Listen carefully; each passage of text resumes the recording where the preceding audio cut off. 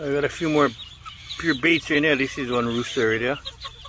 Maybe on the dark side. A couple pullets. That other one right there is some Harold Brown baits. Look at that. I add more station in them. My original Harold Brown hen. I'll breed a nice tall bait snag on her. And I got this guy. I got him in on the other one. You can see straight comb. But yes, this is the baits right there. Couple pullets. Yeah, kind of stoked. Okay, we got some pumpkin roundheads in here. All 2 and 2 line. 2 and 2 pumpkin with the 2 and 2 roundheads, sticking lobster roundheads. Yes, sir.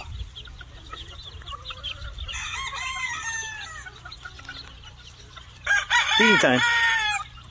Hey, let me over here. Hey, look. Yes, sir. Handsome bugger.